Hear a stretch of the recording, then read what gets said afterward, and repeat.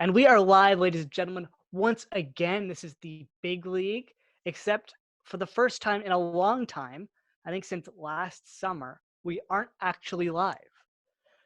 Obviously, with the current COVID-19 and coronavirus pandemic, we are stuck at home, self isolating, self quarantining, social distancing, even though they don't like that term anymore.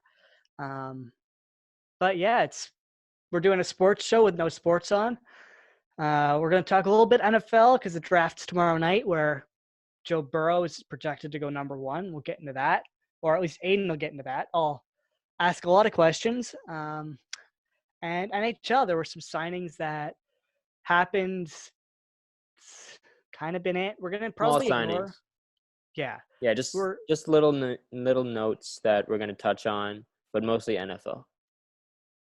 yeah, and we're going to ignore a lot of the COVID-19 stuff just because it's been so talked about and so overcovered. We're going to focus on the actual sports stuff, which I think will be beneficial for all of us as we try to escape this whole thing. I know it's been tough for a lot of people, not specifically for me, but for a lot of other people. I think, especially you and people who are more social, it's been difficult not seeing people and talking one on one in person. So It's different, but like there's other ways of communicating.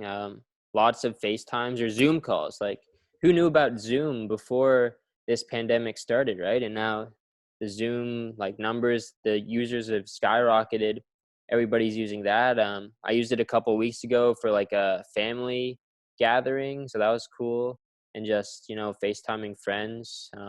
There's other ways to communicate, but just sucks that you can't see them in person. It's different, and yeah, it's can't go to school, can't do anything really. No sports on TV. yeah, it's definitely been weird. It's been unprecedented. Like we haven't had something of this magnitude since 1918 with the Spanish flu, which Hmm. any of you who are calling this the Chinese virus or whatever, don't like it's just blatantly racist. The Spanish flu was actually named the Spanish flu because Spain wasn't at war during the First World War, and they had a free press, and they actually talked about it. So the reason it got named the Spanish flu is because it was actually covered by them, not because it started there. It Yeah. actually, I believe they think it started, or the first confirmed cases were in Kentucky on a military base. So if you're using the Spanish flu as your justification, don't, because you're an idiot. Um, but after that mini rant, let's talk NFL because the draft is tomorrow night, and I know the first two picks are pretty set in stone. It's what happens after that, which is going to be really interesting. Specifically, who are your Detroit Lions going to take? But before we get into that, why don't we jump into the first pick, which I think is pretty universal who it's going to be, in Joe Burrow. You want to Hmm. tell us a little bit about who Joe Burrow is and sort of why he's going to go number one? Yeah. So basically, when you're looking at like the top five, top two of the draft, you're looking at Joe Burrow and Chase Young. So in my opinion, and a lot of people's opinions, Chase Young is the best player available in this draft. He can do it all. He's an edge rusher from Ohio State. He can rush the passer. He can stop the run. He can play special teams. Even if you want to put him on offense, he can do that. He could be a tight end or something. But Joe Burrow is that franchise quarterback that the Cincinnati Bengals have been looking for to replace Andy Dalton. And, he'd be a perfect player to team up with a guy like AJ Green, who is still playing the best football of his career, and is still a big part of that Bengals offense. So I think Joe Burrow is the go-to guy here. He's had a great year previous to this one. I know that there might be a big gap between the season that he's coming off and the next NFL season if it doesn't start in September, which it might. It kind of is looking like the NFL will continue somehow, maybe without fans. But it's still going to be a big gap. They're not going to have an off-season program as well for all these guys being drafted tomorrow night. So it's going to take them a while to learn the playbook and talk to coaches, get along with their teammates. But apparently the Bengals have already been going over the playbook with Joe Burrow. That's a rumor. So Hmm. I think it's a pretty safe bet to say that they're going to take him. And yeah, I think quarterback's their number one need. You know, quarterback is the most important position in football. And if you have a possible franchise quarterback and Joe Burrow on the board, you got to take him. Like Chase Young is really, really good, but they have an opening at quarterback and they got to take him. They can't pass on Joe Burrow. That's my opinion. Okay, so you think he's almost certain to go number one, especially if those rumors that he's already going over the playbook are true. Yeah. Um, it'll be probably pretty consensus. We'll see if he's as good as people are making him out to be. Hmm. But then you mentioned Chase Young, who you expect to go number two to the Washington Redskins. Yeah. Why does he go number two over someone like Tua or Jeff Okuda or Kuda? Okuda? Kuda? Yeah, Okuda. Um, I think no, I just said it before. Kind of like Chase Young can do it all. He can. Um, he's broken all the Ohio State records for being an edge rusher. So I think it's Joey Bosa and Nick Bosa. They were both at Ohio State before, I'm pretty sure, and they had some pretty high records there. And Chase Young blew them all away. So I think this guy's like a once in a generation kind of talent. He's probably like JJ Watt 2.0, and I think he's just too good to pass up on. The one thing though with the Redskins, like you could always trade the pick because like the Redskins, they have a decent defensive line, and edge rusher isn't their number one need. So they could look at trading the pick, maybe trading down, which I'll get into later, maybe like a fifth or sixth overall pick, because there's two teams there with Miami and the Chargers who are looking at trading up for a quarterback. So maybe that's where Tua comes into play. But the Redskins are comfortable with having Dwayne Haskins as their quarterback right now, at least. I think Chase Young's just too good to pass up on. From what I'm hearing, they love him too.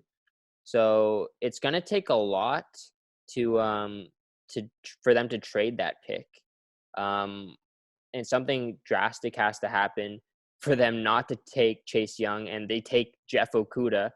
But in my opinion, there's just a massive drop off from the 2 to 3. It's like impossible for them to take anybody else but Chase. And I'm gonna get into this pick a little bit more later with you. I'm gonna ask you a couple questions about this pick.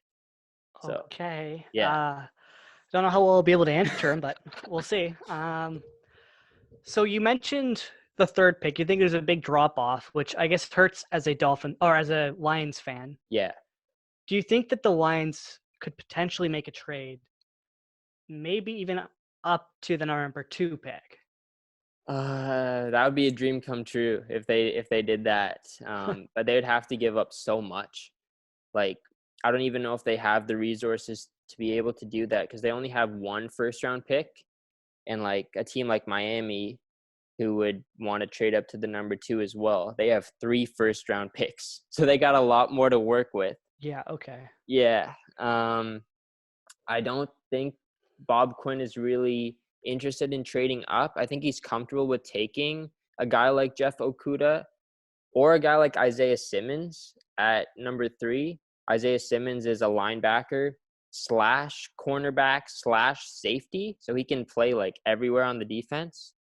So they could take him. I think with the Lions, though, there's a very good chance that they trade down.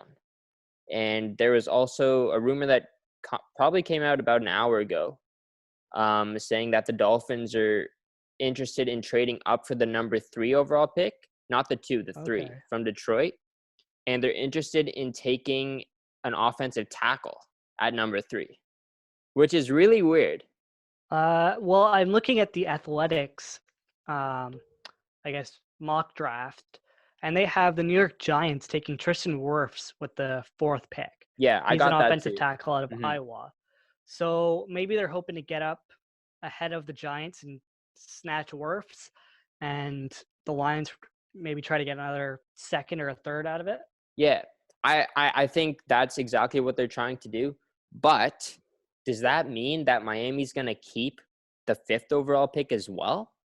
Because I don't think Miami is just going to come out of the top 5 with one player who's an offensive tackle. That just doesn't seem right to me. You're going to trade up 2 more picks to just get an offensive tackle? Are you really that much in love with this guy? I think what Miami's trying to do is trade for the 3, but not give up the 5th. I think they want both. So you think they might give up the 18 Mm-hmm. and 18 potentially as well the 26? 26th, and maybe their second rounder as well. That's a lot to give up. It is a lot. It is a lot to give up. But still, I don't know if Detroit wants that. I think Detroit wants to stay in the top 5. I've listened to all Bob Quinn's interviews, and he's always said that he wants a guy who can come in and impact their team this year right away. And I don't think a guy at 18 is really going to do well. He's still going to come in and make an impact, but not as much of an impact as a guy you could get at number 3. So I don't know. It's interesting to see what the Lions will do there. I will not be a fan because I really want Jeff Okudah, and I don't know who they can get at 18 who's going to make that big of an impact like Jeff Okudah would. So, well, maybe you make another trade with someone like, I don't know, maybe the Giants don't get an offensive tackle, so they want to trade down again. And you could potentially pick up the 4th overall pick, or you try and flip it with Cleveland. You get some sort of deal involved with them. Cleveland. As they try to pick up another piece to contend next year with the whole Odell controversy situation. Right. Thing. Cleveland at 10. No, I just don't see – I don't see too many trades happening on draft night just because it's all virtual. I think a lot of GMs don't really want to put themselves in a position to be making such a big decision about a trade through a Zoom call. I don't think they want to be communicating with their coach and their president and other managers about this trade in like the limited time that they already have. They only have 10 minutes really to make the pick. They're not extending the time? I don't think they're extending the time. No, it's going to run as usual in terms of time limits. They should really extend the time. Like just even 5 minutes would be enough. Mm-hmm. In case there's some sort of technological issue or. Yeah, maybe they will. Yeah, I just don't think that's gonna happen. I don't see the Lions trading the 3rd and then going to the 4th or even going to the 10th. Yeah, I hope the Lions, if they were to trade back, you get the 5th in return and you take Jeff Okudah at 5. Because if Miami trades up to 3, they'll get the tackle, right? Yeah. Then at 4, maybe the Giants take Okudah, but probably not because they already got, I forget his name, I think Bradbury or something. The Giants got a cornerback in free agency, so they don't really need Okudah. So maybe they go out and get Isaiah Simmons at 4, and then at 5, it's the Lions. Jeff Okudah is still going to be there. So if you move down 2 more spots, you're also going to get maybe the 26th as well from Miami. So that gives you 2 first-round picks. And you're taking the same guy you were going to take at 3 anyways, at 5. So that would be the best case scenario.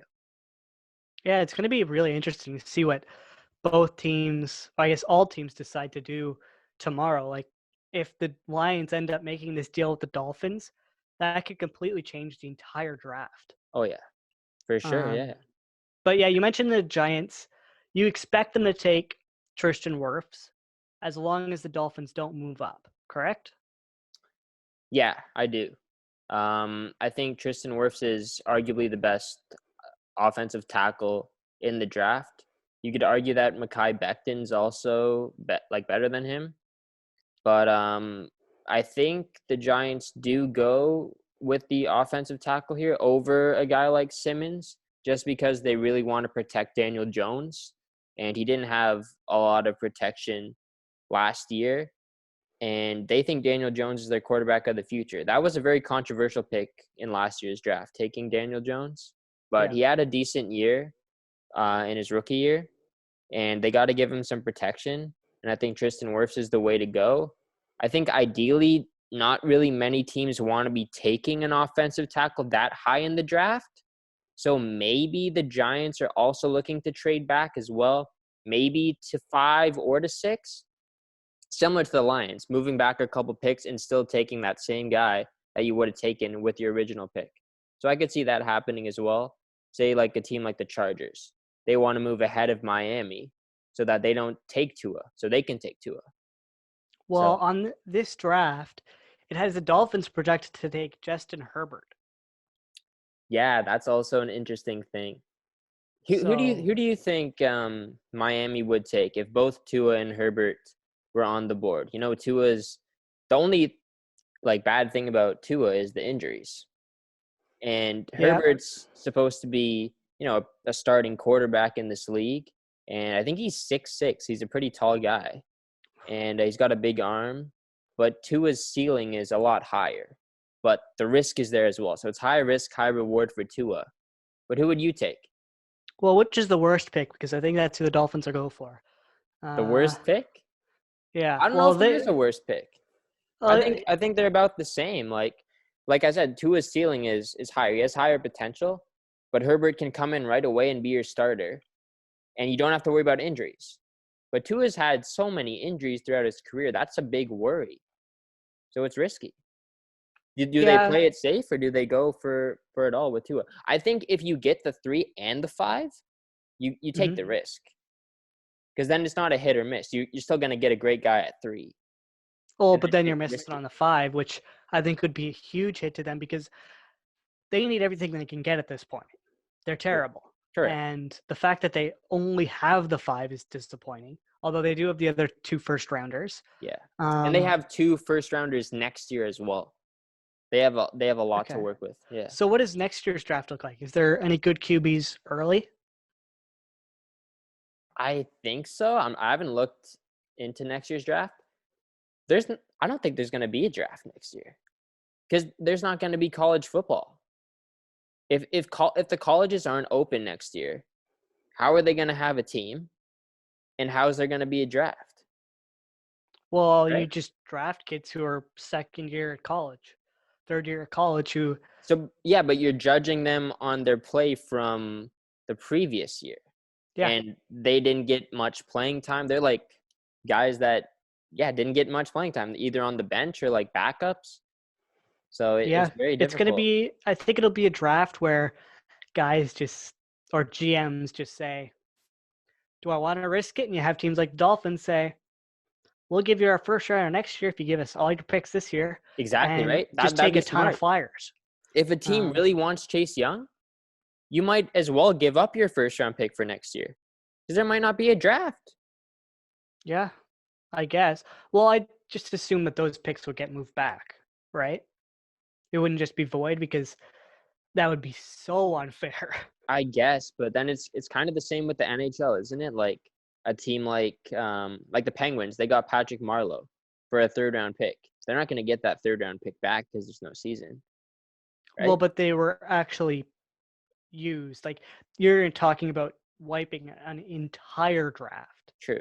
which is every single team's picks. And if Hmm. you're a rebuilding team, like I guess we'll go to hockey, Ottawa or Detroit, and you're just trying to stockpile as many picks as possible, you're just pushing your success down the road. And a team like San Jose, who's garbage but still looking to contend, you're just screwing them as well. Yeah. So I don't think you could cancel a draft. I think there probably will be a draft, and it's also guaranteed coverage and guaranteed talk around your league, which I think some leagues are pretty desperate for right now. Hmm. Um, like they Yeah. just need that attention. So I think it's just going to be really hard to like judge the skill level of each player because they haven't been playing for an entire year. So it's going to be really difficult to project who's going to be in the top 30, 32 uh, draft selections for the next year. It's going to be tough. yeah. But back to your initial question, who would I take from the Dolphins? Yeah. I think I just have to go to the safe route. Like I get two is good, but the injuries are scary. That hip, like if you're having a hip issue at 20, what are you going to look like at 30? Whereas somebody like Justin Herbert probably has a bit of a longer possible spell in the NFL. Mm. Maybe you take Tua and you make some sort of trade with a team that's desperate for a QB. Cough, cough, New England. But who knows? Or you could organize something with the Bucks and flip them Tua so that he can learn under Tom Brady and pick up a ton of draft picks for this year. It's going to be really interesting to see what happens tomorrow night. Like, this is the first draft where there are so many question marks about what could possibly happen. It's going to be really entertaining. Yeah, and it's a good draft too, which I think a lot. Yeah, the draft's great. The wide receiver class is really deep this year as well.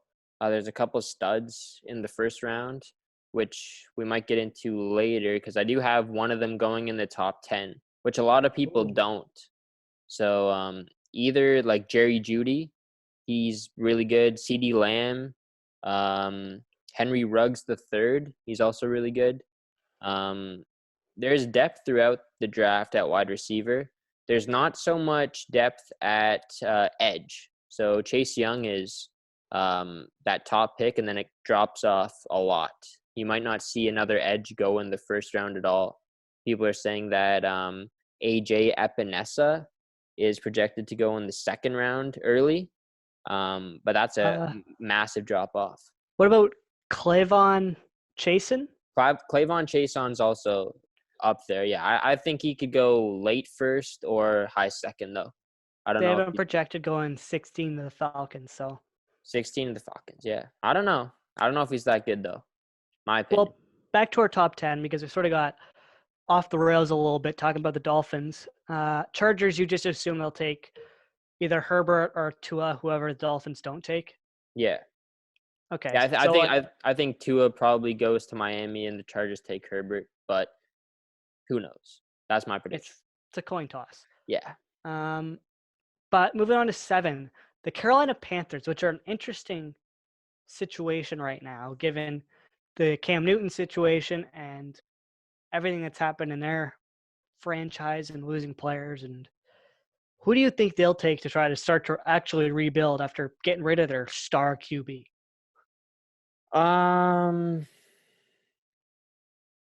Where did Cam Newton go? Did he get traded? I don't think he signed. They cut him. Oh yeah, they cut him. Right, they cut him. And he hasn't signed with anyone yet. But they have Teddy Bridgewater, right? I forgot who their starter was. They have Teddy Bridgewater, but I don't know how good that's gonna turn out. Yeah, it sucks that Carolina is at this 7th spot where there's gonna be 3 quarterbacks gone probably once you get to 7. So maybe they're a possible team that could trade up with the Chargers to get a guy like Herbert or Tua. But I have them taking Isaiah Simmons. I think 7 is a pretty big steal for Simmons. Like, a lot of people are saying he'd go top 5. Like, he'd go to Detroit. He could go to the Giants. If he's still there at 7, you got to take him. And it's a perfect fit for Carolina because they just lost Luke Kuechly to retirement. And he was their star linebacker. And now you're going to bring in Simmons to play linebacker. And he's just a versatile guy. Like, he can play so many positions on defense. So I think he's the perfect replacement. I don't really see another guy better. Maybe Derek Brown, who's a defensive tackle. But I think they got to go Simmons here. Okay, so you have taken Isaiah Simmons, and then you just mentioned Derek Brown's name, who's projected, who the Athletic projected to go at number 8 to the Cardinals. Yeah. So far, you're hitting pretty clean with the picks for the Athletic. So you're going to continue with the Cards, or you're going to switch it up a little bit? I think Derek Brown is a good fit for Arizona. Have I actually hit every single one? Simmons to the Panthers? Yeah, I had Simmons to the Panthers. Oh, Simmons to the Panthers. Okay. The Dolphins and Chargers might have been swapped because you had Tua going to the Dolphins. Okay. But again, we mentioned that's a coin toss, and they mentioned it's a coin toss with the Dolphins pick. So I'm giving it to you. I think Derek Brown is the go-to guy. in Arizona though, because they already have a pretty strong secondary on defense. They have Patrick Peterson. So like maybe if Okuda's still at 8, then they got to go with him. But I think they need a lot of pressure on the D line, and they don't really need a wide receiver because they just got DeAndre Hopkins, and quarterback is out of the question. Kyler Murray looks like he's going to be okay, even though the Cardinals didn't have a great year.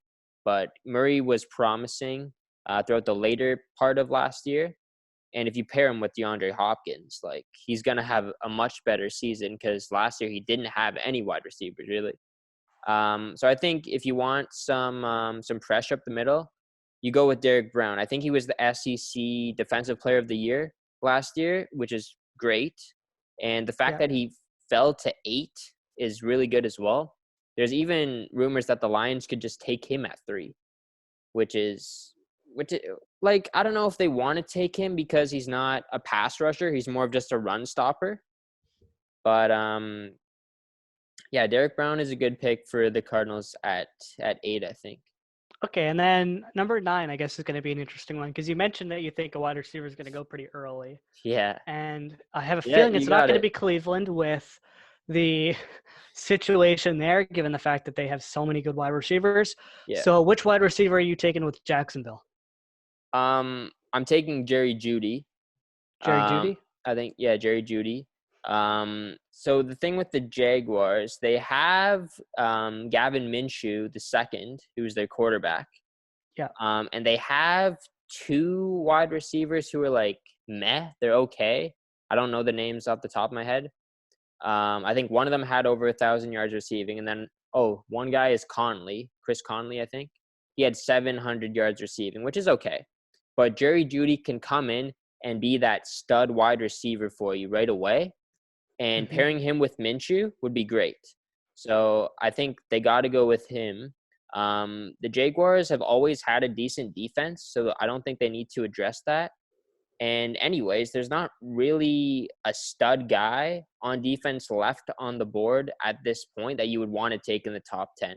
Like you could go after I think CJ Henderson at cornerback. You could go after an offensive lineman. Mekhi Becton still on the board. But I think Jerry Jeudy's the way to go here. I think he's just too good to pass up on. I think they'll take a wide receiver. They could also take CeeDee Lamb, another wide receiver, because I think he's good as well. But I think they go Jeudy. I'm hearing that a lot of people think Judy's better than Lamb. I don't know. I've kind of watched a little bit of highlights. They kind of look the same. I know CeeDee Lamb is a little bit more explosive. He can do he can play like slot, so he's not all vertical offense. He can play the slot. He can catch those shorter passes, and he has that explosiveness. He can run away. Judy's more of that vertical guy. But I think they go with Jeudy. I think it makes sense for the Jaguars, and they got their wide receiver of the future. And if Minshew doesn't work out and you have a bad year next year, then maybe next draft you look at drafting a quarterback, and then you have that Jeudy quarterback combination that's just lethal. So I think it's perfect right now if they go with the wide receiver. Okay, yeah, you switch it up a little bit from what the Athletic projected. They have Jeudy going, what is it? It was 15 to the Broncos, and then CeeDee Lamb going 12 to the Raiders. So you're skipping on CJ Henderson to take a wide receiver. Why do you not have CJ Henderson going to Jacksonville? I just don't think who are the Jaguars corners right now? Do you know? Jaguars cornerbacks? No, I don't. Shocker. I want to just double check. Okay, so they don't really have too many guys at corner. They have Rashawn Melvin, who's just borderline a backup quarterback. They have DJ Hayden, who's okay. They could use help at corner. I just think Jerry Jeudy's too good to pass up on, though. I think Anderson might fall to the top 20. I don't think he's going to go top 10. I don't think he's that good to be drafted top 10. Henderson? You don't think Henderson's going to go 20 or top 20? No, I think he will go top 20, not top 10. Oh, okay. Yeah. They think he So the Athletic they has have him him. going 9. Yeah, they have him going 9. I think he's going to Interesting. be very good. He's worthy. They say he's worthy of a top 10 consideration. So this pick is about talent and need. And I they're saying he's I a haven't heard that at all, because even a team like Detroit, they're looking to get a cornerback, and I haven't heard anything about them trading back to like 9 or 10 to get CJ Henderson. All I've heard is Jeff Okuda. So I haven't really heard much about Henderson. I think Judy's just well, too good Jeff of a Okuda is basketball. also a cornerback, right? Yeah. So Mhm. I guess if you're going to take him at 3 and Henderson's obviously worse, there's not really a discussion there, right? No, I mean, like, if you were gonna trade back, like trade the third Oh, overall pick and then just trade to like Cleveland or to Jacksonville, and take the 9 or the 10, and then just take CJ Henderson. I don't think Henderson is nearly as good as Jeff Okuda. well, I So guess it's all yeah. about the teams like reporters looking at what the best possible trade could be and what could be the biggest uh, headline maker, and they haven't really considered Cleveland or Jacksonville potential trade targets, and maybe there isn't really a fit between Detroit and those two teams because they don't have the assets that Mhm, Detroit may want. Whereas a team like Miami may be able to give them another first round pick, which would help them a lot in the rebuild. mhm. Well, we'll get into that later though, because I'm gonna ask you some questions. You've already asked me one, so I'm gonna ask you a couple more. all right. Who do you have Cleveland taking? Because that's a really interesting situation, which we'll get into a little bit later. Because there's a lot of discussion and rumors, controversy, and squashing of rumors, and all that fun stuff around Odell. And they didn't do as well as they would have wanted last year. Who do you have them taking? Because I feel like they definitely need someone to protect. Um, oh my God, how am I having a brain fart here? Oh, what's QB's name? Oh my god. Okay, I'm gonna let I'm you having a suffer it. brain fart. I'm having a brain fart. I know who it is too. I can picture him. He's got a beard. Oh, that's not going to come to me. But protect their QB, I guess. Come on, man. Okay, don't OBJ, Landry, Yeah, well, Ethan Pogue loves this guy. uh, I Baker. know. There you go, Baker Mayfield. Yeah, I know who Baker Mayfield is. I just couldn't think of his name. All He's right. one of the few QBs I actually know who's actually a starter. Yeah, Um, he struggled last year, and high expectations obviously coming into that season, with the OBJ trade and reuniting with Jarvis Landry. Um, I think they're gonna go Mekhi Becton, who is an okay. offensive tackle. Um, and yeah, I think they just have to protect Baker back there.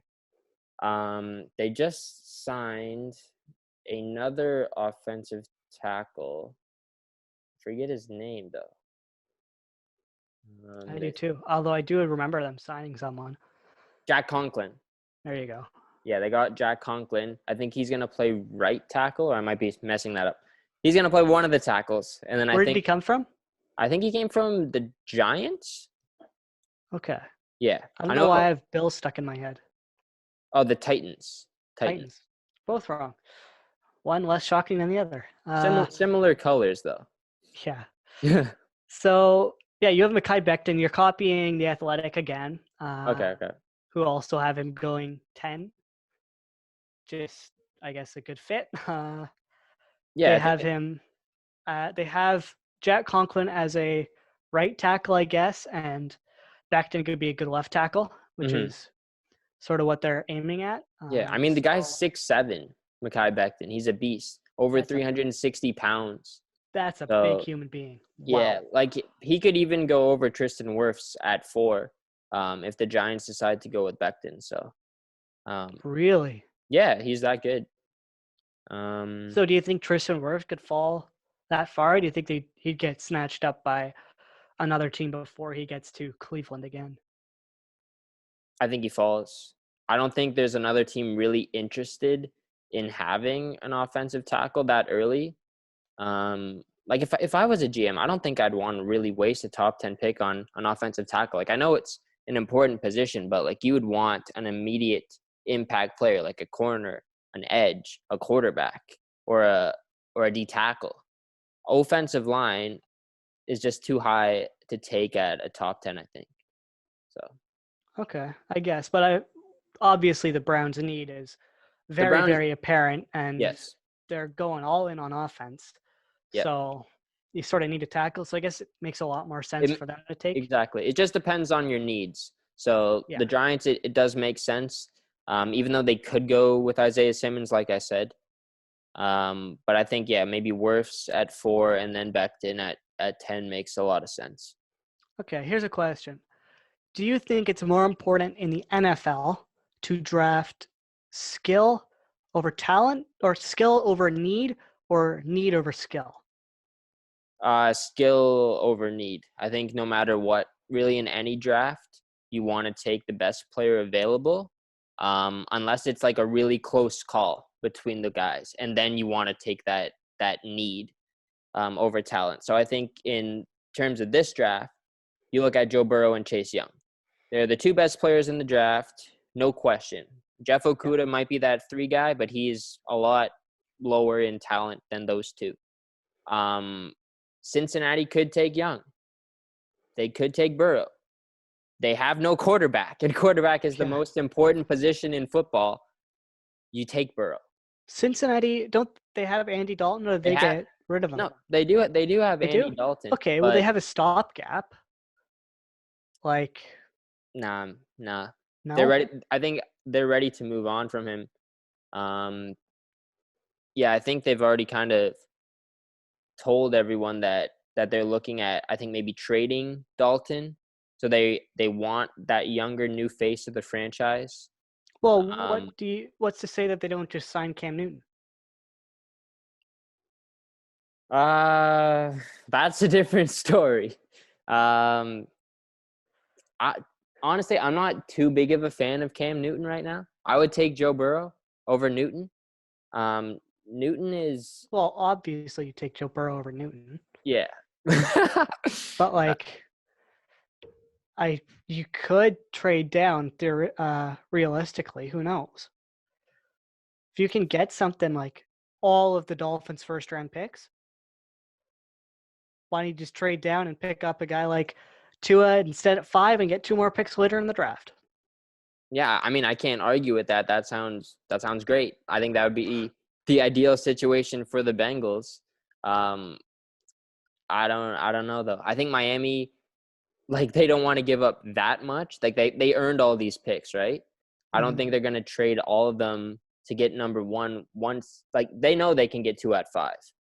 And they're comfortable with having Tua or Herbert. So I don't think they're willing to move up to just get Burrow and then give up like everything. But no, it would make sense. If I was the Bengals, I would accept that trade and go after a guy like Newton, or maybe keep Dalton. But I think as an organization, they've already decided to move on from Dalton. And I mean, if this was like GM mode playing Madden, that's the perfect scenario. Go get Cam Newton. He's right there. And then you're going to get all these draft picks back as well. Like, that makes sense. But I just don't see the Bengals doing that anytime soon. I think it would have already happened right now if they were planning on doing it. Okay. So I don't see anything happening there. So at 11, who do you have the Jets taking? Because I guess we'll do the entire first round if you want to. I have it. I just did the top 10. I didn't. Oh, you just look did it? at Okay. So what questions did you have for me then? Who is 11? Who is 11? The Jets. New York Jets. I haven't researched the Jets, but they could go with CeeDee Lamb if he's still there. They could go with an offensive tackle. Jedrick Wills, I think is his name. He could be okay. Henry Ruggs, or CJ Henderson. He could still be there and he could go. I think probably what they want to do is go with the wide receiver though. It's a similar situation to Jacksonville. They have that young quarterback and they want to pair him with a young wide receiver now. So I think CeeDee Lamb. That would be my pick for the Jets at 11. Okay, well, the Athletic has Jedrick Wills going, Okay. um, but who knows? I guess it's a toss-up at this point. Depends on what happens. We're all gonna be wrong. Come Oh come yeah, we're tomorrow definitely night. gonna be wrong. Something is gonna happen that just blows our minds, and I'm hoping it's Lions somehow get Chase Young at 3. That'd be phenomenal. Best case What's scenario. that? Sorry, what's that movie? The Cleveland Browns, where they trade all their picks and get everything back and whatever the hell they wanted as well. There's a movie. Yeah. I don't know what Oh, it is. I can't remember what it's called. It's basically exactly what you're talking about. The Lions potentially doing, Mhm. trading all their first round picks, not taking Chase Young, and then Chase Young dropping, Yeah. and them trading Oh, all okay. their picks back. And Oh, really? Okay. No, no, no. Hopefully that doesn't happen. I don't want any shenanigans. I just want it to be smooth. The Redskins just pass on Young and the Lions get him or something. Or I think what could happen is Miami trades up to 2 and they take Tua, or they take an offensive tackle, and then Young just falls to Detroit, which would be great. Draft Day is the name of the movie. Drafted. That makes sense. Yeah. Bo Callahan is who they skipped on. If you know Oh, who okay. that Okay. is. Who is it? Who did they have in it again? It was someone big. Like I knew the actor, and I don't watch movies, so I that's the don't. thing. I don't know that movie. I've never seen it, but I'm definitely gonna put that on my bucket list now because during quarantine you need movies to watch, shows to watch. So if it's on Netflix, I'm It watching it.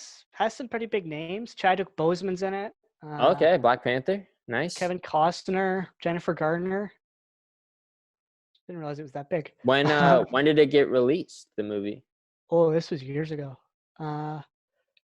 2014, Okay. Interesting. April Sounds good. 11th, 2014. Sounds like a good pre-draft movie. Yeah, I've only seen it like 15 times because all my parents do is watch the same movies over and over again. You've seen it 15 times? No, but I've seen it. It's a good movie, really. Okay. No, my parents just have it on. My dad watches it all the time for no good reason because all they do is rewatch movies. It's very Okay. frustrating. Does he have like the DVD or does he have No, it's just on TV. Oh, okay. So I've never stumbled upon. Maybe I've. Let me look this up. Draft Day. Yeah, you probably have. It's probably like a Draft Day. Oh, I've seen this. Oh, is this the guy who was in Field of Dreams? The same actor, I think. Yes. Yes. Ooh, Okay. yeah. I have to look at a picture of the actor.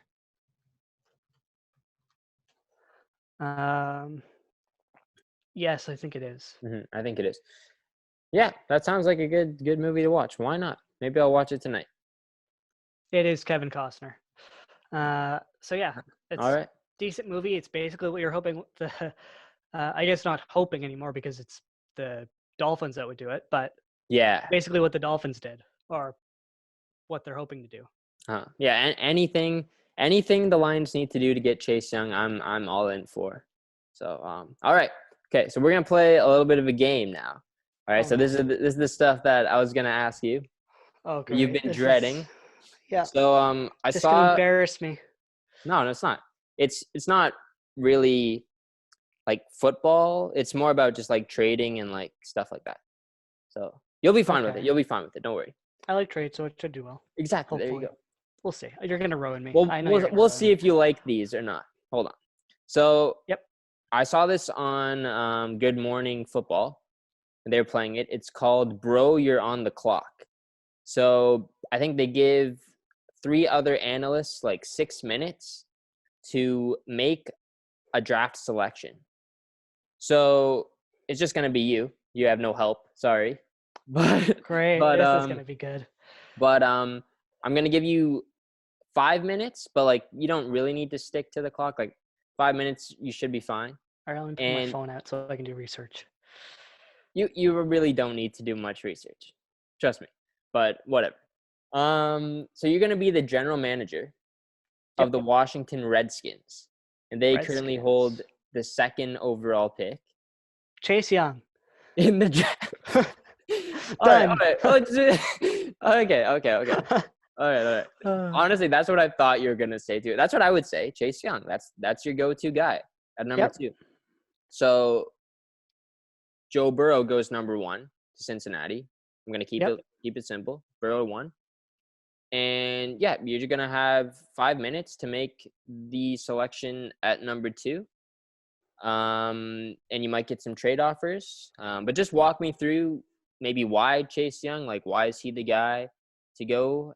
And yeah, so let me just start a timer for 5 minutes. All right, are you ready? Okay. Yep. All right, so you are on the clock, and just walk me through. What are you going to do with this pick? Well, right now I'm going to take Chase Young because we definitely need a good edge. He's clearly the second best player in the draft. Burrow's already gone. He just All sort right, of well, falls into okay, our lap. well, Detroit's calling you right now. They're calling you, Detroit, Oh, the Lions. great. Yep. So, okay, so I'm Bob Quinn.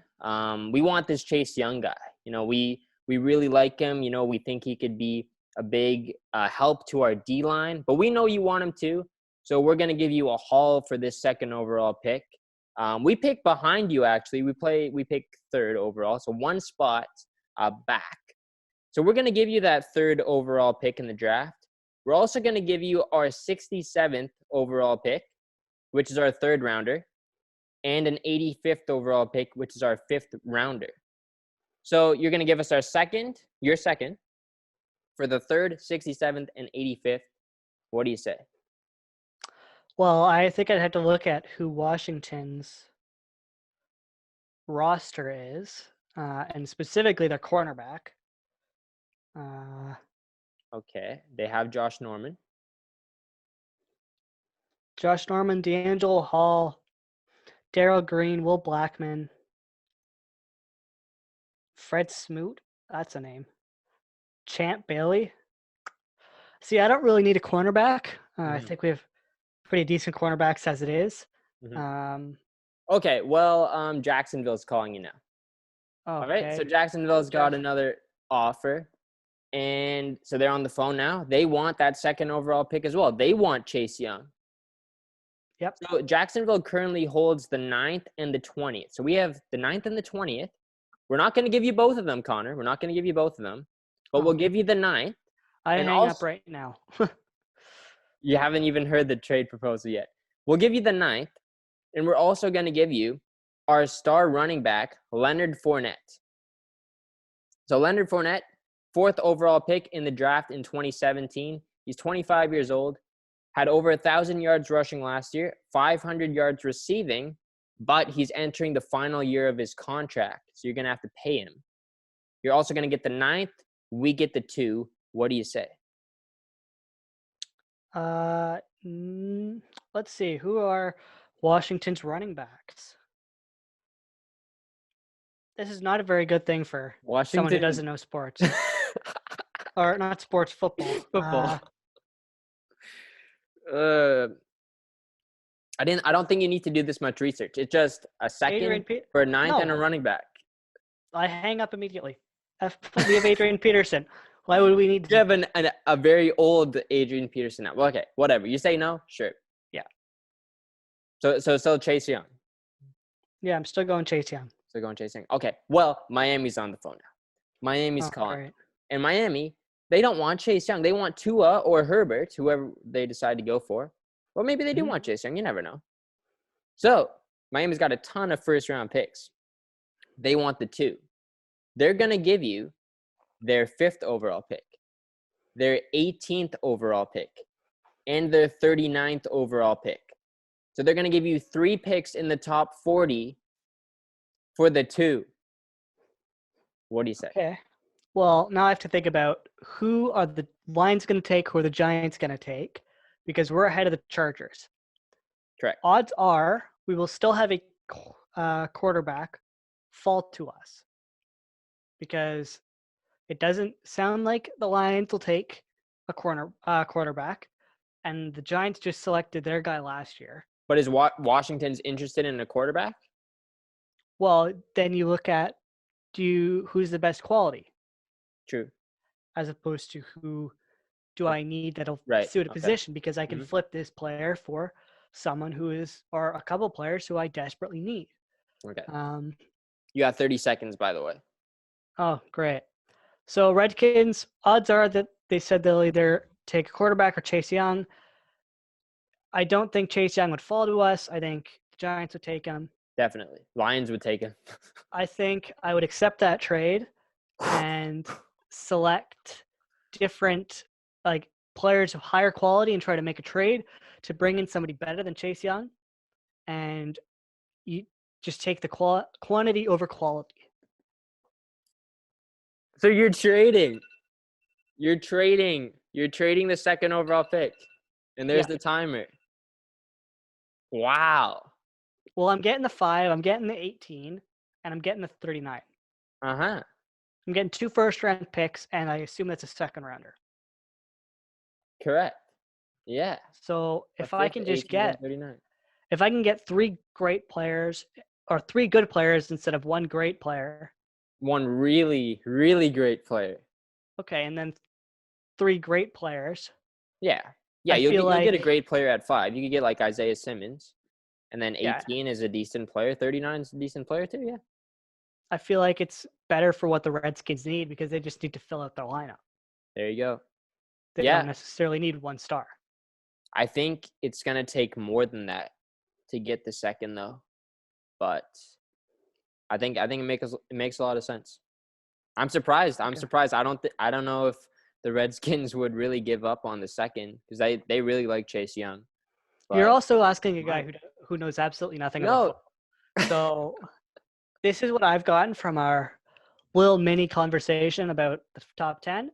And 18 is projected to be Austin Jackson, who's an offensive tackle. That's who the Athletic have them picking. Mm-hmm. They have other options for whatever they need. They want to get an edge. I'm sure there's another edge later in the draft. Maybe Clavon Chasen falls to them. Mm-hmm. I just feel like it's a better opportunity for them, and it helps their needs now and would probably hurt Miami in the long run because instead of filling out their lineup, they're getting 1 star who, yes, will help, but in football, you can't just rely on 1 star. You need Yep. great players throughout your lineup. And Mm-hmm. giving up that much many assets in a pretty good draft, Mm-hmm. I just don't think it's worth it. I think it's pretty even for both teams because Miami has still the 26th overall pick and they have I think another second as well. So they got a ton of picks. Then like I said, 2 the next year. So I think they can afford to give up 3 in the top 40 to move up to 2 if they really like Chase, I guess, cuz would Miami move up to 2 to get Tua? I don't Probably know if not I don't think so. I think they could because get him at 5. the Bengals are who's ahead of them. Sorry, not the Bengals. The Bengals are going to take Joe Burrow. That's a guarantee at this point. Mhm. Odds are we know the Redskins will take Chase Young. The Lions will take Okudua. Okuda. God, I hate some of these names. I love that name. I love Okuda's name. And the Giants don't need a QB. So Mhm. odds are, unless one of those teams like the Giants drafts the highest talented player, which would be Tua, they're not going to be taking a QB. So Tua just falls into your lap. Right. And I don't see why the Dolphins would do that. Yeah, I agree. You played that really smart, I think. Yeah. Despite knowing nothing about football. I don't think you needed to know too much. You just had to look at the picks. Like, am I getting enough in return? And Yeah, I guess. yeah. It would help if I had like the whole how do the draft picks work in the NFL, because I know in the NHL there's an actual mathematical odds system that you can basically follow to a T, and it'll help a lot. That's why once you get out, I believe the first 3 picks, like first pick you're guaranteed to hit. That's by far the best player. This is the NHL. Yeah. Second pick, 2nd to 5, there's a very, very good chance that they'll be good. Mhm. 5 to 10, it's getting a little like it's around the same thing. But after you get like after the first round, Mhm. there isn't much more value in a 2nd round pick than Right. there is a 3rd round pick. Oh yeah. So if you can NFL pick is up, completely different. yeah, There's the so much NFL is depth. 4th round, 5th round, those picks are still important. 7th which, round. again, very different than NHL. So I'm looking at this from an NHL point of view. I'm also Mhm. looking at this from an MLS point of view because they do a draft as well. Okay. And frankly, it's stupid. But you have to look at it as though in football, especially, you need quantity. You have 80 guys on a Yeah. roster, Uh-huh. and that's just college. Like they probably have more in the NFL. I think they have less. They have less? Yeah. Okay. Well, you have to fill out that many players, and you're a terrible team as it is.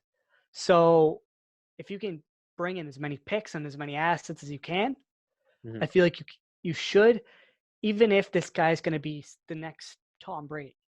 Like Yeah. Tom Brady can only carry a team full of schmucks so far. You need the Julian Edelmans, you need the Gronkowskis, you need those guys to actually succeed. You need the Bill Belichick's. All right. And I feel like that's a trade that would help the Redskins fill out that lineup. Yep. I agree. The depth in the NFL draft is way beyond the depth in an NHL draft or MLB or MLS. And I think it's smart. You get 3 picks in the top 40. You trade the 2, but you still got the 5. So you're still going to get a stud. And you're going to get 2 more depth pieces. I think it makes a lot of sense. Do I think it will happen? No, No, I don't think so. definitely not. But If you never the know, though. Dolphins are going to take a QB, they're not trading. Like unless they desperately want an edge, there's no Yeah. way that they're going to make a trade. Unless it's to Detroit, maybe, because some teams are scared that the Lions are going to take Tua. So That's also possible. You could, it is possible. if you're the Lions, you have a whole ton of power right now. Oh yeah, they You got control what's going to happen in this draft, and they need to take advantage of that. Yeah, they need to keep teams guessing. I hope so. All But right, should we move on to that trade? You kind of brought up yeah, Brady I was just gonna say I mentioned it literally 30 seconds ago. yeah. Well, I guess Rob Gronkowski is coming out of retirement. What a shocker! And is going to be playing for the Tampa Bay Buccaneers with Tom Brady, following the trade that sent Gronk and a 7th-round pick to the Bucs in exchange for a 4th-round pick. How big is this for Tom Brady, for Rob Gronkowski, for the Bucs, and for the Patriots? Well, for the Patriots, doesn't matter because this guy was a retired player anyways, and you got a 4th-round pick. So I think the Patriots love that. They don't really care about, what Brady does now or what Gronk does. They're on another team. They're focused on this upcoming draft and their new quarterback. I don't know his name, but hopefully we learn his name at some point. Hopefully he's not a nobody. I know who it is. I forget the name. I will look it up for you now. Sure. But no, they've moved on from the Brady era. As for the Bucs, I guess they just want to try and create some magic that was sparked in New England for so many years. Are you looking at the name? Yeah, Jared Stidham and Yeah, that's Brian it. Hoyer. That's it. It's Stidham. Yeah, they're comfortable with him apparently. Even though I do think they're going to take a quarterback in this draft at some point. I think they could take Jalen Hurts, who is expected to go in the 2nd round. Another team rumored to be looking at him is the Pittsburgh Steelers, who are looking for that replacement for Ben Roethlisberger, I guess. So yeah, but going back to the Bucs trade, I don't really know what to make of it because we haven't seen Gronk play in a year. They don't have a 2nd-round pick. Who, Patriots? Yeah. Do they have a first? They probably have a late first. They have first at 23, and then they don't have a pick until the 87. Okay. So, I don't know. I think Hurts will definitely fall to the 2nd round. But if the Patriots are like in love with him, they'll take him at 23. But they could just trade back. I think that's probably what the Patriots will do. I think they trade that 23rd overall pick. They'll trade it for another 2nd round, I think. Maybe Okay. like a second and a fourth or something. Second and a third. I think that'd be good. All right. So, yeah, what do you think about this trade for the Bucks? Because you're getting a guy who most recently was competing in the WWE, who hasn't Mhm. played football in like what is it, 2 years? Yeah. Has had a recurring elbow issue and has a history of partying, and you're bringing him to Florida. True. Didn't even take that into consideration. Wow. Like, Um, I don't know what I don't know. Like the one thing I do know is that you can't turn your backs against Brady and Gronkowski at any point because no matter how old they are, no matter what they've been through, no matter what team coach they're gonna play for, they're still gonna dominate and they're still gonna have a great season together. So I think if the Bucks get into the playoffs, there's a good chance they make it to the Super Bowl just because they have those two guys and their experience that will contribute on the field and in the locker room. They've won what, 5? I think Brady does he have 6 rings, Tom Brady now? And Gronk probably has 5. So they got a ton of experience and they're going to bring that Belichick way, that Patriot way to the Bucks now. I think it's going to work out pretty good. Um, we've seen like a lot of coaches leave New England, like Patricia and McDaniel. He left, and it didn't work out for those mhm. coaches. It hasn't worked out for the Lions at all. In Patricia's first 3 years, maybe next year will be different. I don't know. Hopefully, Wishful thinking. yep. Um, but maybe it's different for the players who leave. Maybe Tom Brady can still have that success that he had in New England without Belichick, and and the Bucks make a run. I I still think that they're pieces away. Like the Bucks aren't a superstar team yet, um, but I think they're like a couple pieces away from being a true Super Bowl contender. Okay. And then I guess there isn't really much to say about that Bucks trade because obviously they're adding to an already stacked tight end. Um, so do you think that I guess Gronk will regularly play, or do you think it's a sort of a Tom, we'll make you happy, but we're bringing your friend in? But Who's their starting tight end right now? OJ Howard. uh, I think so. They have a couple of guys, um, but I can't remember their names exactly off the top of their head. But they're both good. Oh, maybe there's rumors that OJ Howard is going to be traded. I'm seeing some articles here. 5 potential landing spots for OJ Howard. Um, Hmm. yeah, this guy's pretty good. This guy's the real deal. Okay, And he's only 25 years old as well. Um, Gronkowski's only 30, so it's still he's not. that's pretty old though in the NFL, right? Yeah, you could retire on like a tight end. You can probably last like 34, 35. So he's gonna have a few more years left if he chooses to play those years. It could just be a 1-year thing. They win the Super Bowl next year. Gronk retires. Could happen. That's still possible. I think that's all Gronkowski wants. He just wants that perfect ending to a career with Tom Brady, and they both win a Super Bowl to end their career, and then that's it. They retire together. Um, Okay. And how do you feel for Julian Edelman, who is sort of that third to the trio of Brady, Gronk, and in that New England Patriots dynasty, he notably unfollowed Brady on Instagram. no way. I believe he did. So, I don't check how do you that. feel for him right now? Um, I don't know. Like, shouldn't feel too bad. The guy's won so many Super Yeah. Bowls. Um, and I mean, he still gets to play in a great organization under Bill Belichick. I know, like their relationship is really close. Those two. Um, I I don't know. I think Edelman's gonna be okay.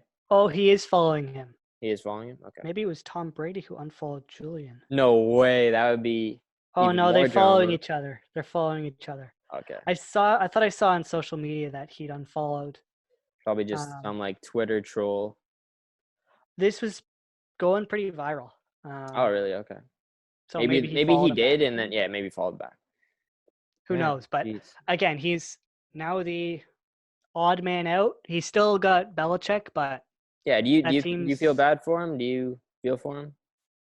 I don't know, like your good friend comes out of retirement to go and move teams and sort of just ditches you.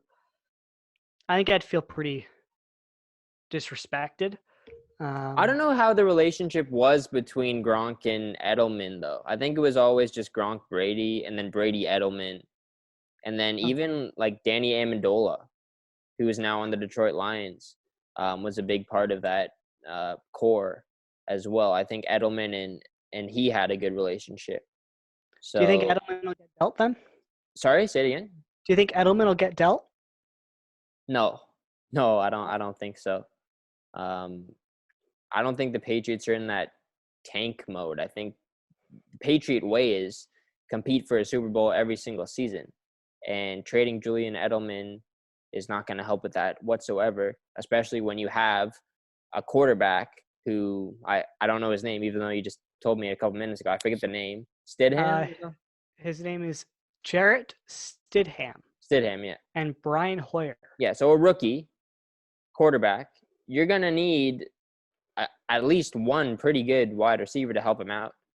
Um, maybe if it doesn't work out, you trade him at the trade deadline to a contending team, get a lot of picks back. But I don't see them moving on from Edelman right now, at least. All right, and then I guess we addressed the last sort of um, big drama trade stuff involving another wide receiver in Odell Beckham Jr. His name's Yeah. popped up recently. He didn't have the greatest year last year. The entire Cleveland Browns didn't have a great year last year. But again, his name's come up in rumors. They've been squashed by Cleveland and I believe himself as well, And Minnesota. And the team and that he was supposed to Minnesota. go to has squashed it. But again, those rumors are out there. Do you think he gets dealt? It was the same thing that happened last year. Remember all these rumors that we thought he was getting traded to Cleveland? We thought was fake. The teams came out, they said it was fake, and then out of nowhere, he gets dealt. And it was a big surprise to everyone. I don't know why this guy's name keeps coming up in trade talks. Because he's a really good wide receiver, top 5 wide receiver in the NFL, no question. And I think the only reason I can think of is just because it's really hard to play with him. And it's really hard for the other wide receivers to play with him because he just wants the ball all the time. He wants the ball to be thrown to him on every single play, just like Antonio Brown did. So that's why Brown was traded all over the place. So maybe that's why Beckham is being treated the exact same way. I don't know if you can necessarily compare him to Antonio Brown because Antonio Brown had a lot of other issues. Okay, fair enough. But who's to say that Odell doesn't have those issues as well? It's just I feel like we shouldn't jump to judge in that situation. Okay, fair enough. I don't think he's getting traded though. I don't think Beckham will be out. They do have a good thing going and promising future in Cleveland, but who knows? Yeah, That franchise has messed up so many things in the past. So yeah, who's to say they won't do it again? But yeah, do you want to go MLB or NHL next? it's not too. Oh yeah, you were gonna mention something MLB, right? Yeah. MLB? So it was reported, I believe the Athletic. Well, where I saw it was Athletic. They said the MLB is made a ruling on the Red Sox. The report finds some sign stealing in 2018. So the team lost their 2020 second round pick. They also had a staff member suspended. Okay, yeah. I believe it was their video guy. Mhm. And Rob Cora, I believe, was also suspended for a year. Who's Rob Cora? Is it Rob Cora? What's his name? Manager? Alex Cora. Where did I get Rob from? Yeah, Alex Cora. His dad got suspended too. I don't know. but he And got Son, suspended this season, although he'd already left the team. So who knows? But again, it's just another team getting caught sign stealing. yeah. So do you think that was enough for them, or do you think there should have been more done? I think there should be more done. I think there should have been more done with the Astros as well. I think the fact that you win a World Series because of it should cost you a lot more than Well, what they got. I think it's notable to say that he didn't get suspended for the Red Sox stuff. He got suspended for the The Astros Astros stuff stuff. Hmm. because he wasn't involved in the Red Sox thing, apparently. Ooh, sorry. Uh, who knows though? I think no matter what, AJ Hinch should have been suspended a lot longer. Alex Cora, who was a part of that whole Astros thing, should be suspended a lot longer too. Some of the players should be suspended as well. Jose Altuve, Alex Bregman, I think they should be suspended. Yeah. GM should be suspended longer. Like you can't tolerate this. You cheated your way to a World Series. It doesn't get much worse than that. And the MLB is not handling it well at all. And I don't know if this is going to be like heading into this season in April when it was supposed to start. Everyone was saying that the Astros aren't going to be able to play because all the fans are just going to be booing at them whenever they step onto the field. When this coronavirus stuff ends and we finally get back to baseball, is that still going to happen, or are the Astros just gonna get away with it? I think No, people. dude, the fans are going to roast the Astros. You kidding me? All this pent up anger of games not happening, Yeah, and then the reminder that, oh yeah, they cheated and won a World Series because of it, and then didn't lose the World Series. Dude, fans are gonna lose their minds. mhm. They're gonna destroy the Astros. Like it's gonna be borderline uncontrollable. Yeah, it's Like, gonna be like Blue Jays Texas Game 5 fans. yeah, that was nuts. That was. Yeah. I was luckily in the 500s for that, so I didn't get soaked. Hmm. But it was pretty nuts. Yeah, they were showing that replay a couple of nights ago. I had to watch that game again. That was pretty crazy. Yeah. Yeah. Well, we mentioned that we weren't going to really talk coronavirus stuff, so we're not going to talk about all the theories of where games might get played and all that stuff. So we're going to skip over that. We're going to go straight to NHL because they've actually had some stuff happen. Notably, the St.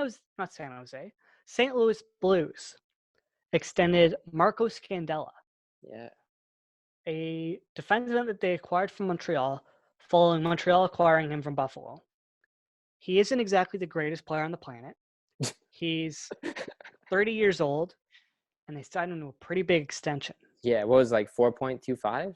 Was that much? Let me look it up. Yeah. Anyways, are they gonna have enough room to sign Petro now? That's the big question. That's the biggest question. He signed a 4-year contract worth $3.275. Yeah. But when you look That's at a lot for a top 6 defenseman in this salary cap era. Like, yes, this guy is your 6th defenseman. You're gonna pay him over $3 million?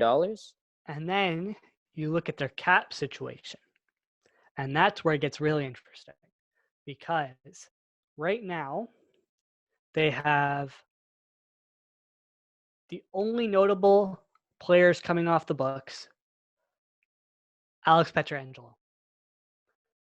And Yeah. Jay Bouwmeester's coming off, but he's already on LTIR. Mm-hmm. And they Right signed now, Braden Shen to an extension earlier in the year. they signed Braden Shen, and that's a $1.5 million, $1.4 million extension. Then they signed Marco Scandella to this massive extension. They signed Justin Falk to a $6.5 million extension earlier in the season. Mm-hmm. They have no money left. They have Jordan Bennington at 4.4. They have Jake Allen at 4.35. I'm going to assume they're going to try to get out from Jake Allen. How much is he making? 4.35. Oh yeah, definitely. Yeah, and he's bring in, I don't know, who do they have? No, oh, they have Billy Huso, who I think is maybe a borderline at AHL starter, at best a backup. maybe. So maybe he comes in, backs up Bennington. Yeah, that's a lot. I'm surprised they haven't tried to move on from Allen yet, because that's a lot to be paying a backup goalie. Um, has Bennington's contract even kicked in yet? His Yes, yeah, extension? It has. How much yeah, is I he kicked making? 4.4. So not even that much more No. than Allen. That's crazy.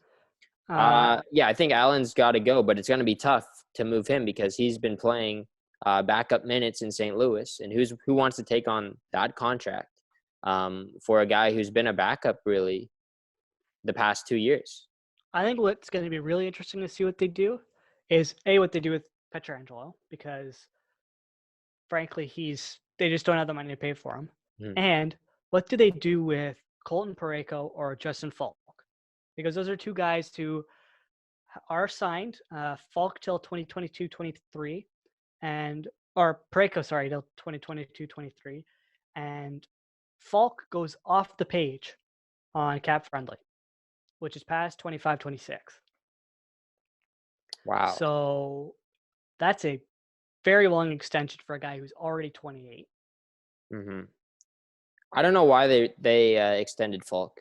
I don't I don't think. know why they extended Falk. I don't know why they extended Scantella, Yeah, because okay. there's Scandella doesn't make sense.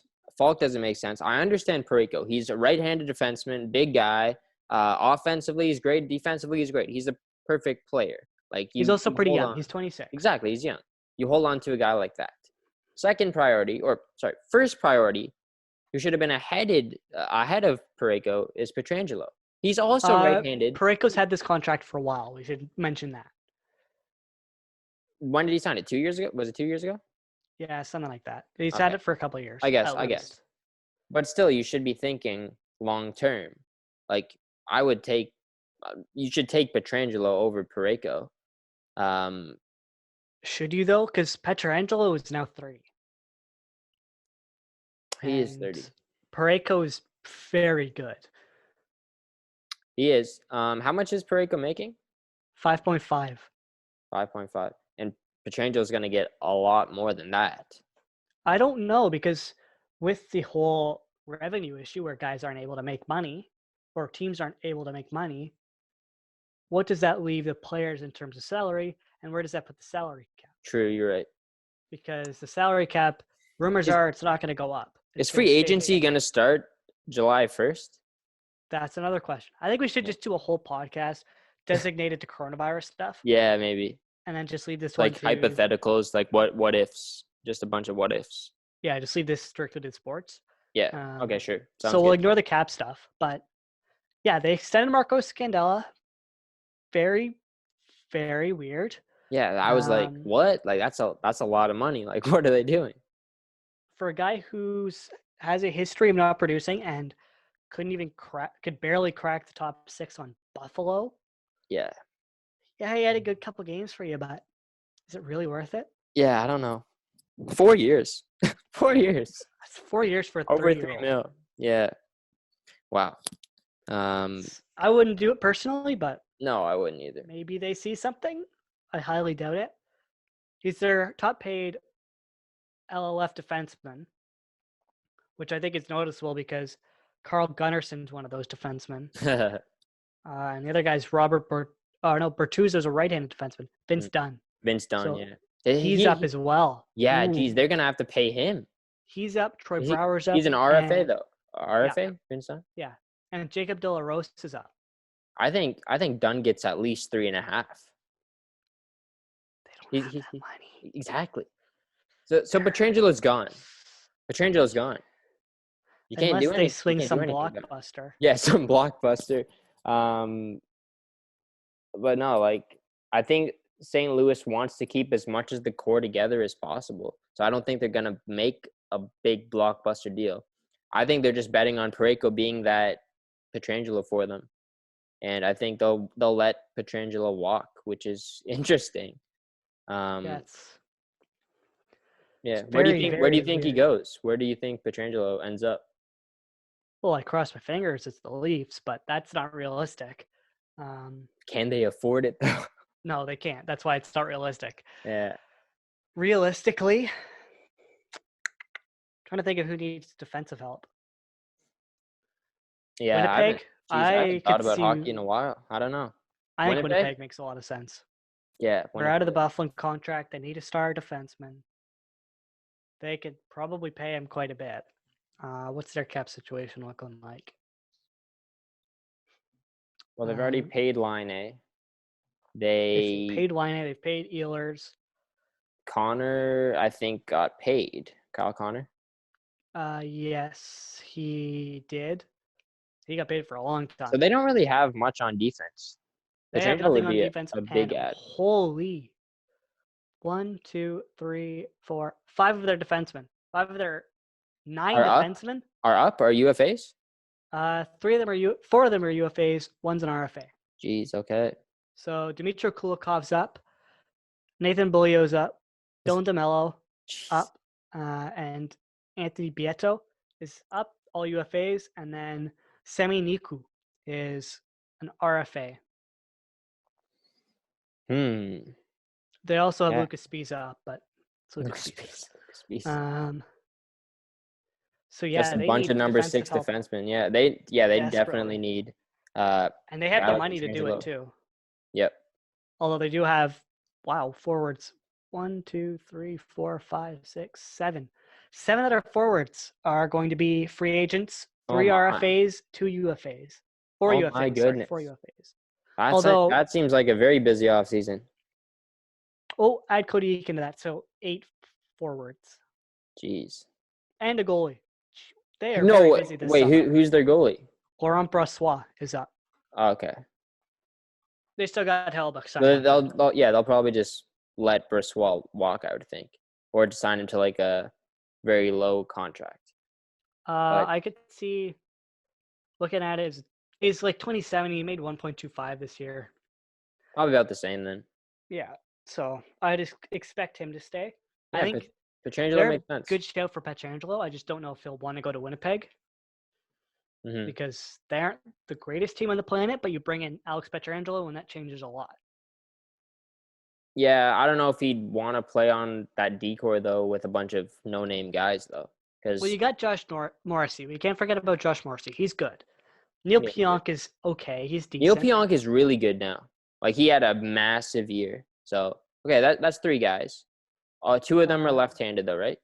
Or is Pionk right-handed? Pionk is right-handed. Okay, so 2 righties. Morrissey's left-handed. You could probably sign Dmitry Kulikov to an extension if you really wanted to. Is he good though? Is he really that good, Kulikov? I know he was okay coming up as a Florida Panther, but I don't think he's really panned out. Staff and Graph podcast, they mentioned him yesterday. Okay. He leads the league in one statistic. I can't remember which one it was, but it was like a very good statistic that is really helpful. And I think it might have been zone entries, preventing zone entries. Okay. Because he's got very, very good lateral movement, apparently. So putting him next to a guy like a Josh Morrissey could be helpful. Although is he better than Marincin at zone entries, preventing them? I think he was like top 10, and Marincin wasn't on that list. I'd have to go back to listen to it, but go listen to the Staff and Graph podcast. They've been really good recently and talking about some in-depth stuff like tactics, and yesterday was power play stuff. Whether or not you should dump the puck in instead of carry it in. Okay, interesting. So, yeah, they're good stuff, and you're helping me because I audio produce for them. But yeah, check it out. But I think the Jets make a lot of sense for. I think it does, yeah. Pietrangelo. But again, it remains to be seen. I don't really have another team in mind, yeah. Well, a team like Toronto could feasibly dump Kapanen, Janssen, and Kerfoot and somehow create the cap space. I don't know if I'd do that, though, if I was the Leafs. Like, is Pietrangelo really that worth it, giving away all 3 of those guys? Will you fill that right-hand defenseman spot? That's an entire line, though. Yeah. An entire line of a guy who Kerfoot's been decent. Janssen's injured. He's very injured. I think that's pretty notable. He'll be back for Uh, playoffs though. Yeah, I don't think he will actually. I think he might miss the start of the season. Next season. Who knows when next season is? I think he'll be back. Like for whenever the season starts. I think he'll be fine. I thought it was a 6-month recovery time. Yeah, it was 6. I think it's gonna be 6 months though. Because that happened in February? At the very, very earliest, it's August. Yeah. I don't think we're gonna be playing hockey though this summer. I don't think we're gonna be playing hockey, period. But Like what do you mean ever? like this season. Yeah, I don't think so either. I don't see how they can. Well, we'll talk about that in another episode though. Yeah, next episode we'll do hardcore coronavirus stuff. All right, sure. Sounds good, man. We were talking about the Leafs, and they actually made a move, which I think was a pretty good one. Although it was another forward, which has been a bit of a area that they've had a lot of strength in the past. Mhm. And they brought in a Russian guy by the name of Alexander Barabanov. Yeah. So Barabanov is an undersized forward. He's great feet, good skater, good lateral movement, I believe. He's a bit of a workhorse as well. He's pretty good in the corners. Played for the Russian Olympic team when the NHL players didn't go. Okay. He was like the youngest or second youngest or bottom 3 on that team. Nice. Well, in the KHL, there were rumored, I think it was like 20 teams were talking to him. Wow. And he ended up choosing the Leafs. He's got the same agent as Ilya Mikheyev and Dan Milstein, which I think is very positive if you're a Leafs fan, because that's an agent who's now working with the Leafs pretty hardcore. Yeah. Could be a good sign for keeping Mikheyev. It just depends on if they have the money. Mm-hmm. What do you make of this Barabanov signing? To be honest, I don't know too much about him. I think the biggest news that I have heard about him is, I think Pierre LeBrun is it. He compared him to Jake Gensel. So if he's anything like Jake Gensel, then that's a huge win for the Leafs. They signed him to a 1-year contract, so league min. So high low risk, high reward. Was it league min? I thought it was $925. Oh yeah, well close to league min. Close to league min, yeah. I think he's a good top 9 forward. I've watched like a couple highlights. He looks like a decent player. I think is he 25 years old? So he's not like young, but he's around there. He's around like the Janssen age. Yeah, it just gives them a lot more depth. If he's anything like Mikheyev was, then I'm happy with it. And the cap space problem doesn't really apply to this because he's making nothing. So does that make any of the other forwards like Kapanen or Janssen or Kerfoot expendable to you? Yeah, definitely. Kyle Dubas has to address the defense this summer or whenever the off season is. He has to. So I think one of those guys is definitely gone, especially if you keep both Mikheyev and Barabanov now. I think the guy who should be traded is Janssen. I don't know how high his value will be because he was injured to end last season, or I don't know what whatever, like last season to end last season. So yeah, I think he's the guy to go. I like Cappy. He's good on special teams, penalty kill, speed. Adds a little bit of grit to that lineup. And Kerfoot was good. He can play center as well. I like him as our third line guy. So I think Janssen's the odd man out, and then you can trade him for hopefully a top 4 defenseman. And then maybe save some cap space as well by moving him. And then the Leafs are going to lose Tyson Barrie as well. So there's some money off the books. We're going to lose Tyson Barrie and Cody Ceci. That's your entire right side, apart from Justin Hall, who you signed to a $2 million extension. Yeah, so they got Riley, Hall, Dermott. Do they have Dermott, or do they have to sign Dermott? Dermott's an RFA. Yikes. He won't command that much. That'll be like a $2 million max probably contract.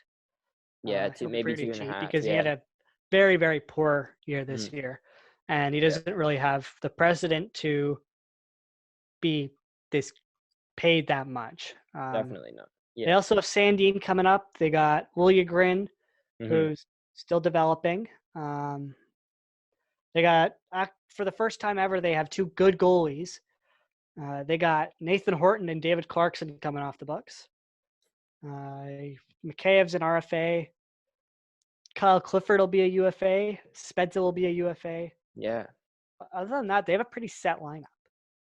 All I you think really need is a second right-handed defenseman. you're comfortable with this decor? I'm Losing comfortable with losing Liljegren. Bar- Yeah, I'm losing comfortable Barry. with Liljegren Yeah, yeah. and Hull. I think Hull and Muzzin was a pretty okay pairing. Hull definitely struggled down the stretch, but I Mhm. think he was doing pretty well, and I think he'll get back to it. I think he was just getting in a bit of a rough patch, and if it doesn't work, you just flip him for something else, and you call someone up like, I don't know, Kivahalmi, I believe, is Yeah. still under contract. So who plays with Riley to start this season? That's who you'd have to acquire. Is you have to acquire Acquire. another right-handed defenseman. But you have the cap space to do it, and I think that's where you use a Janssen, or, as much as I hate to say it because I love the guy, I think Kapanen might be that odd man out. Hmm. He Even would though get you, he would he's, get you the most in return. yeah, even though he is the most usable and useful for the Leafs because he's a penalty killer, he's got that wicked speed. He just Yeah. he doesn't necessarily. He's our third line left right winger behind Marner and Nylander. Um, Yeah. it's just a tough spot to be in. And you have Pierre Engvall who can play the right wing. You have Dennis Malgin who can play the right wing. You got Barabanov, who I'm not sure if he's a winger or not. Yeah, he's a Which side winger. he Yeah. plays on. Yeah, I'm not sure. Yeah. You got Hmm. Spezza who can play the wing. Yeah, you're right. I don't want to get rid of him personally because I like him, but he might be your only It makes option. sense. It makes sense. So yeah, Riley and then a guy you got to acquire. Then Muzzin Hall. I'm comfortable with that pairing too. That was a really good pairing down the stretch. And Justin Hall had a breakout year. So I'm fine with having him in the You know what top you could four. do is you could do Riley Muzzin, Hull Dermott, and Sandin Liljegren, fourth pair. I don't think it's good enough. I You don't don't think think that's good enough? that's basically our decor this year, but worse. I Is don't it? think so. I think Sandin is going to be way better next year. I think Liljegren's going to be way better next year. It's just hard to say, like especially because they're just they're not even skating. They're just They're at home. skating. Are they skating Excuse me. in Sweden? In They're Sweden? skating in Sweden, Okay, okay. and I don't know where Sandin and Liljegren are right now, but they're both Swedish. Right. You're right, true.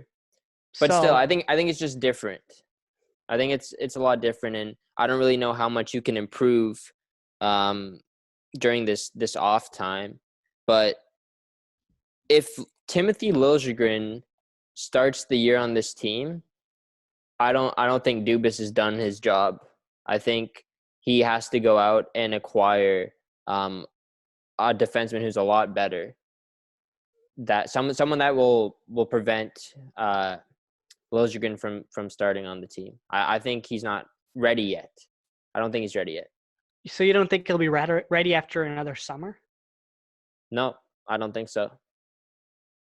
Okay, then do I you think consider trading him at this point?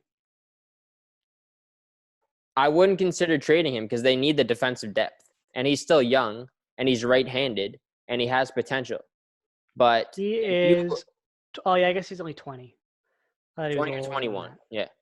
yeah, yeah. So you can't give up on him yet. But I just don't think that he's ready to step up and just be in a regular NHL decor yet. With only how many games he played last year? Like 10 maybe? Like I don't think he's ready yet. And also, Yeah. I don't think Dermott is a top 4 defenseman. I think he has to be top 6. Sandin is still a question mark. Like he had a pretty good season. But like I said, I don't know how much you can improve over this Well, off you could season. realistically swap Dermott and Sandin. Like it's not that big a deal. It's just that'll probably be your But top 6. I guess. I still just think if Dubas comes into next year with literally the exact same decor, but in my opinion worse, because you're losing Barry, and Barry was something, even though he wasn't great, he was something. If you're coming back with that exact same decor without Barry, then you haven't done your job. You got to go out and get two pieces, someone to replace Barry and then someone to add onto this decor. So in my opinion, Losegren should not be on the team to start. And a guy like Travis Dermott might be dealt as well. You think he'll deal Travis Dermott? I do think he could. He's not going to trade him from his lowest value he's ever had. And I think Dermott's an actual seriously good defenseman. I think the underlying stats prove it. And I think he just had a poor year this year. Okay. Like, Fair enough. I think it was a ton of change. You have to remember, he's only 23? Yeah, he's young. He is young. He's 23. I don't think, unless you're getting a young right-handed defenseman for him. Yeah. I don't think you can do that. I don't think you can get anything else. Uh-huh. I don't think you can feasibly dump him. What about a package deal? So say best case scenario, Leafs save up the cap space and they get Pietrangelo. They get him, and then you make a trade. You trade Kapanen or Johnsson or Kerfoot. Maybe so. Just say Kapanen, and they trade Dermott, and maybe a pick or a prospect, and you get another guy who's a regular top 4 right-handed NHL defenseman. Then your decor is set. Then I am comfortable with it. Then you have. But who are you going to get for under $4 million? You can get someone for under $4 million who's going to be in the top 4. I believe you could. Who? That won't cost you the sun and the moon. Because how much do you think? How much do you think Pietrangelo is going to make? 8, 9. Yeah, I think he would have to take a discount if he comes to the Leafs. I think another team will definitely pay him more. He would have to take a hometown discount. If you could get him for 7.5, that gives you what, $5 million to work with around ish. I'd have to look at their cap. Yeah, around $5 million. But then you could get a guy like Jake Muzzin for Jake Muzzin money. Who's right-handed. Let me look at the UFAs this year. Sorry. Yeah, UFAs this year. That's a good one. Dylan DeMello. all the defensemen on Winnipeg. Justin Schultz, Pietrangelo, Byfuglien. Byfuglien will come to the Leafs. Yeah. I think Byfuglien's going to end up. That's another thing we actually have to touch on. There you go. You don't have to trade anyone. There you go. Byfuglien and Pietrangelo. Byfuglien's going to go to Minnesota is my guess. Okay. Why Minnesota? He's from Minnesota, likes the outdoors. I think if he plays again, I'll just choose Minnesota. Okay. Sami Vatanen, Andy Green. Vatanen's right-handed, I think, yeah. TJ Brody, although he's probably going to cost you quite a bit. You need that bigger guy. There you go. Chris Tanev, right-handed defenseman. Bigger guy. He can penalty kill. He has the experience. He could probably cost you 4.5. He's making 4.25. Oh, I lost him. Where'd he go? There he is. He's making 4.45 right now. Okay, he's going to want to at least 5+. Yeah. Okay. And is it worth trading from a position of strength to try to fill a position of weakness that who knows if Tanev, who's 30, is really going to fit? I guess. I don't know. It's something for Kyle Dubas to decide, but they have to address the decor. I've been saying it since. Radko Gudas is available. He did have a good year. He did have a good year last season, Radko Gudas. 63 games, 15 points. Well, not so much in terms of the points, but defensively and hits and penalty killing. I don't know. Average. He would be cheaper. He'd be a lot cheaper. Yeah, I'd guess he'd be around 3. Yeah. And I think he'd bring in that physicality, that size that you'll hopefully let go of in Clifford. You want them to let go of Clifford? Well, I think he's going to command too much money is my issue. I think he's going to want I think he's going to want like 2 million Okay, yeah, I think so. to Yeah, 2 mil. play the fourth line, and I don't think the Leafs can do that anymore.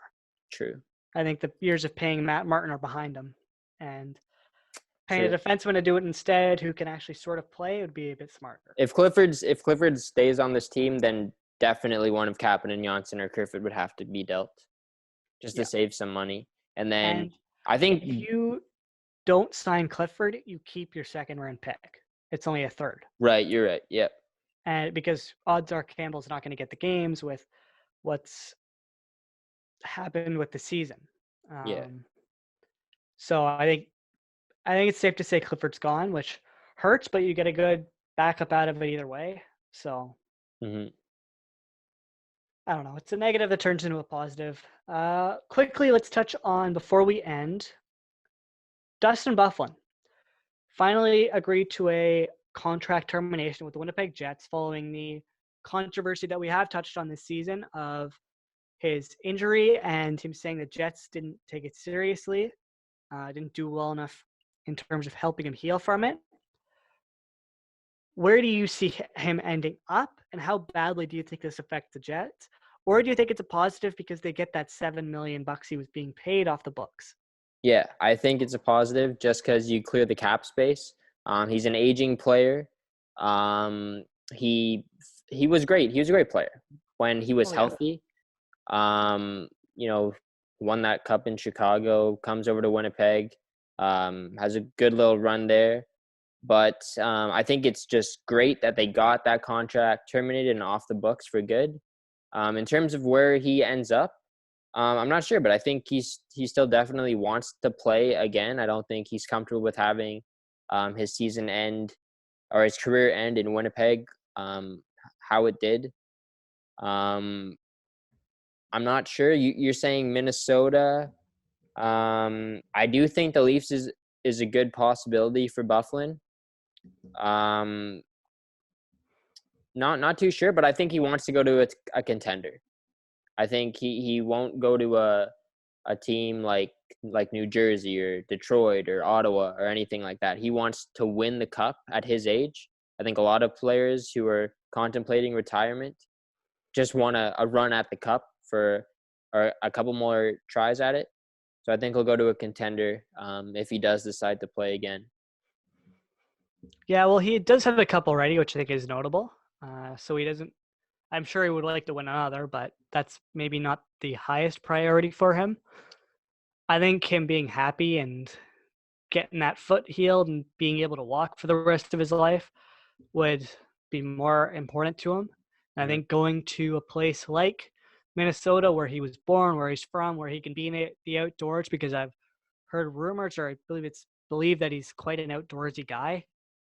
I think that makes a lot of sense for him. Yeah, that makes sense. Um, but who knows? How old is Buffalo now?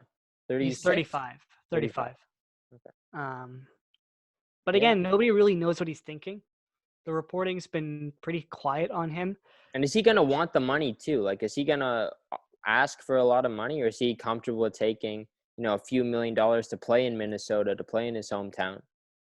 I think there's a lot there that they aren't necessarily reporting on that may not be fully hockey related. Although I don't want to speculate, I could be completely wrong. It's been kind of weird how it's been very quiet on the Friedman, CJ, Mm-hmm. Darren Dreger, Bob McKenzie front. Yeah, it has. You're Uh, right. I may be completely wrong, and there may just be no information there. It's just tough to say. And True. until we know for sure, it's not really fair to speculate whether or not he's going to play again, if he wants to play in certain places, or if it was just he got frustrated with the Jets and Yeah. was tired of the organization and living in a place like Winnipeg, which, if we're being honest, isn't the hot spot of the NHL. No, Um, it's not like Florida or Tampa. yeah, exactly. So it's going to be interesting to see what he does this summer. If he does anything this summer, he could just say, quiet, will like Jerome McGinley, and just walk away from hockey and nobody hears from him again. Yeah. I do think we'll Who see knows? Byfuglien back with an NHL team whenever the league decides to resume. I just don't know where, but I think he's gonna play again. I hope he can play again. I hope this injury doesn't take him down and end his career. I hope he gets another shot at winning and playing. Yeah, I agree. So I guess with that, we have sort of come to an end. Mhm. Should we Do you do want hot to takes? do hot takes? All Let's right. do it. Hot take. You do your hot take first because I still have to think of mine. Do you want to make it draft related? I'm gonna make it draft related. All Yeah. right, let's both do draft related. Let me just Okay. look at this mock So draft again. yeah, sure. Um, I have a couple in mind, but I don't want this to happen. I don't want this to happen at all. But it's Okay. Detroit Lions related. I figured that's probably what mine's going to be related to as well. Okay. And I like I said, really don't hope this happens, but I think the Lions are not going to go with Jeff Okudah at number 3. Oh. But I think they stay at 3. But they just don't take Okudah. From day one, Bob Quinn has said that he likes to build his team in the trenches. So that means defensive line and offensive line. And I think the Lions will go with Derek Brown with the 3, which I'm not a fan of whatsoever. If you really like Derek Brown, just trade back and get him later. Do not take him at 3. Whatever you do not take him at 3. But knowing it's the Detroit Lions, I think they will mess it up and they will take Derek Brown at number 3 tomorrow night. And I'm not going to be a fan of it, and I'm going to hate myself until the football season resumes. All right. Mine is also Detroit Lions related. Okay. Although I think you might be a little bit happier with this. Please say it. Just say it. Just put it in the atmosphere. Gonna trade down. Trade They're down. gonna go trade with Miami. Okay. To get the number 5. Yeah. I think they're also gonna get what's the last first round pick they 26? 26. I think they're gonna get 5 and 26. Okay. From the Dolphins, in exchange for 3. There you go. I'm happy with that. I think they're still gonna get Okudah. Yeah, there you go. That would be the perfect scenario. And I think if they do that, they could even get more than just the 26. I think they could get a 3rd or a 4th round later as well. So Let's not push it here. That's how trades stopped happening. When you ask for a little, you try to get that little ass pick to just ease a little bit out of it, just and then that they cherry say on top. No. Okay, sure. I'm comfortable with doing that. Be happy with the Sunday. You don't always need a cherry. Okay, there you go. Sure, let's make that deal. I'm shaking your hand right now. That's a good trade. Damn, I thought you were gonna say Lions are gonna get Chase Young somehow, but you know what? That I think is you're dreaming on that one. If Chase Young becomes a Lion tomorrow night, oh my goodness. What happens if it comes at the hands of losing all of your best players? We don't have good players. What about losing your next first round pick for the next 2 years? We won't trade up. There's no way it'll happen. But losing our first round pick next year, maybe you do it. Like maybe I won't be too upset. I don't know. Yeah, there's a lot to look at, and tomorrow night's going to be incredibly interesting. Yeah. You gonna be watching it? I'd say there's good a chance that I will be. Whether or not I remember it's still on, because I thought it was tonight, to be honest, and I just found out before we started talking that it was tomorrow night. So we'll see. Hopefully I do.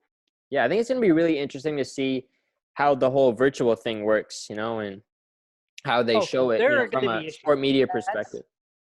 There are going to be issues, and it's going to be very entertaining to see the issues. Mm-hmm.